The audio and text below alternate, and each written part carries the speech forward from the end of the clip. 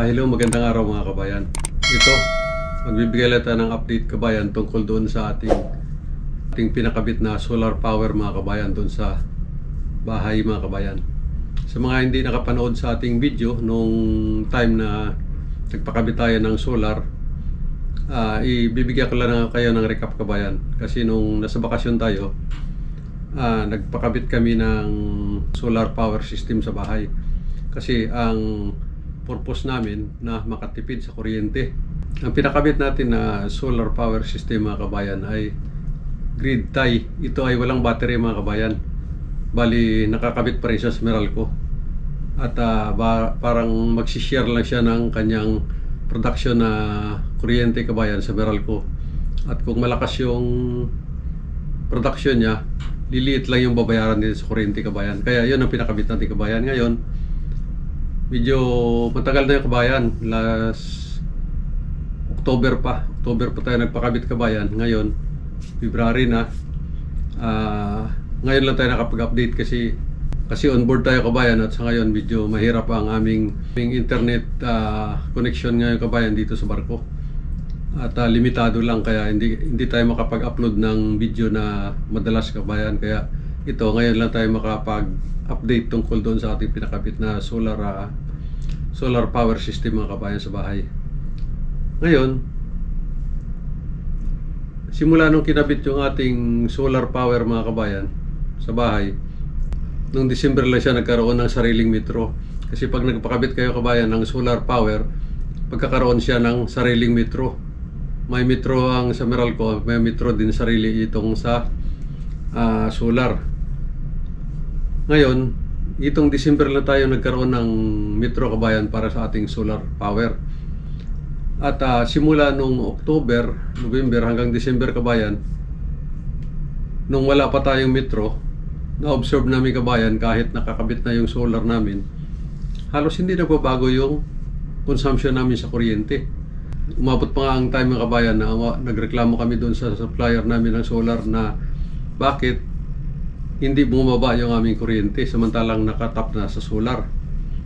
Yun pala kabayan, kapag wala pang metro ang inyong solar power system, hindi talaga siya kabayan nagbibigay ng magandang production doon sa Meralco. Kumbaga useless, parang walang pagbabago kabayan.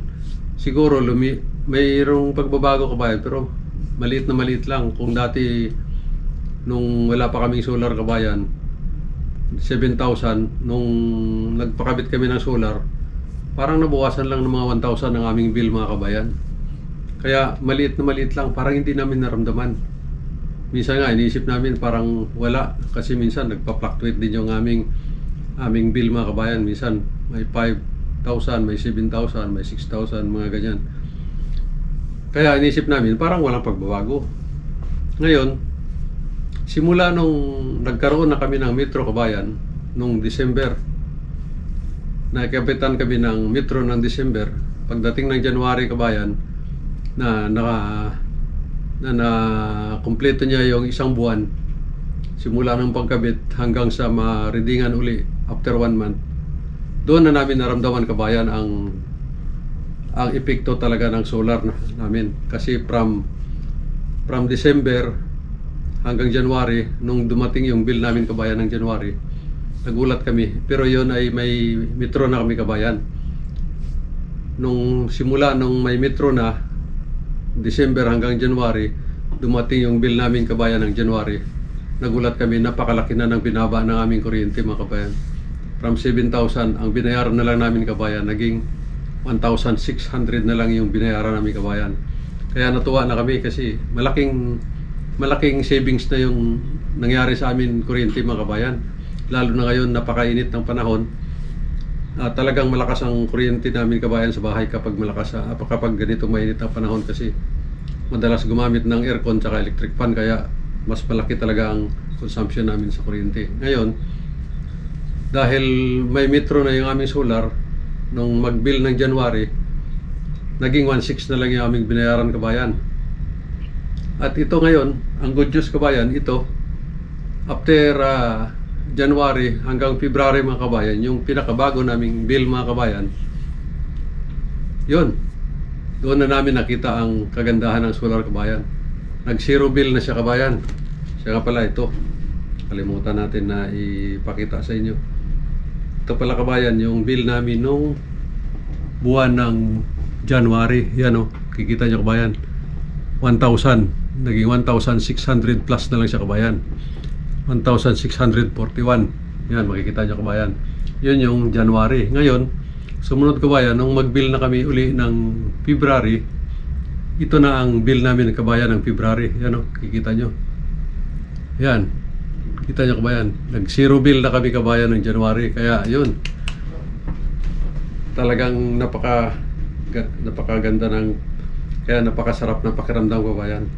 Ganun pala, kabayan, talagang kayang-kaya pala talaga i-zero ng iyong solar ang iyong kuryente kung malakas ang production, kabayan. Lalo na ngayon, grabe ang init sa Pilipinas, kabayan. Talagang effective pala talaga ang solar. Kaya malaki pa ang kabayan, mas malaki pa ang na-produce, mas malaki pa ang na-produce namin sa kuryente. Kasi ito, kung anuhin, kabayan, yung net metering na na-export sa 3,700, medyo masyado maliit, kabayan. 3,700. Kung ito ay makikredit pa sa next month, kabayan, sigurado magsisiro uli sa next month, mga kabayan. Pero hindi ko pa sure kung itong 3,700 na export makikredit pa ito doon sa mga next billing, mga kabayan. Malalaman natin yan sa susunod na bill, mga kabayan, sa March. Kaya sa mga nag-aabang sa ating update tungkol sa ating solar power system na pinakamit, mga kabayan, yun, makikita nyo na talaga, kabayan, na nagkaroon na talaga kami ng saving sa aming bill sa kuryente, mga kabayan. Kaya imagine, kung dati nagbabayad ka ng kahit 5,000 na lang, mga kabayan, average na lang sa 5,000 kada buwan, isipin mo, magkaroon ka ng savings na 5,000 kada buwan. Kaya kung ang ininvest mo din sa solar, mga kabayan, ilang years lang mababawi mo na rin yung ininvest mo. Kaya good news talaga, kabayan.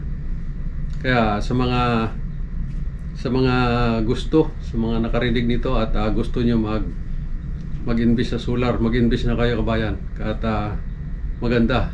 Ako mismo, napatunayan na namin na talagang maganda. Makakasave ka talaga, mga kabayan, sa iyong electric bill. Siya nga pala, yung pinakabit ko lang, kabayan, ay 5.5 kilowatt. Bala ko pa i-upgrade pa yan, kabayan. Medyo isagad ko kasi may allowance pa yung aming ang inverter. May allowance pa yung inverter namin. Nakadesign siya ng 8.8. At pwede pa siya i-upgrade, kabayan, from 5.5 pwede pa hanggang 8.8 yung inverter namin. Kaya magdagdag lang ng additional na panel, pwede na. Kaya kahit magdagdag din kami ng consumption sa bahay, kaya-kaya pa rin ang ating solar power na i-produce yung kailangan na kuryente, mga kabayan. Kaya maganda, kabayan. Subukan nyo lang. Kasi ito, napatunayan na namin na naka-zero bill na. May kasama din ako dito na mayroon din siyang solar, mga kabayan. Ganun din. Malaki din ang binaba ng kanyang kuryente sa bahay nila. At ang kagandahan pa, kabayan, alam mo, ang kagandahan na gumagamit na solar, hindi lang yung nasave namin, kabayan, sa electric bill. Ang kagandahan, kabayan, kasi nakasave din kami pati sa gas, mga kabayan. Kasi ngayon, bihira na kami gumamit ng gas. Nasa electric na yung kadalasan na ginagamit namin, kabayan, sa bahay. Hindi na kami, bihira na kami gumagamit ng shilane. Kaya kahit pa paano, additional savings pa yung, kabayan, yung paggamit namin ng electric. Hindi na kami gumagamit ng shilane. Kaya isipin mo magkano na ngayon ang shilane, mga kabayan, napakamahal. Kaya dagdag savings na rin yung, kabayan. Yan ang kagandahan ng solar, kabayan. Kaya sa mga nagdadalawang isip dyan, pwede na, kahit hindi na kayo mag-isip-isip pa, magpakabit na kayo, kabayan. Nakikita ko na yung kagandahan, mga kabayan. Nakakasave na kuryente, tsaka parang hindi ka parang hindi ka natatakot na gumamit ng mga electric power mo doon sa bahay mga kabayan, kasi alam mong kayang-kaya bayaran ng solar yung mga bill mga kabayan.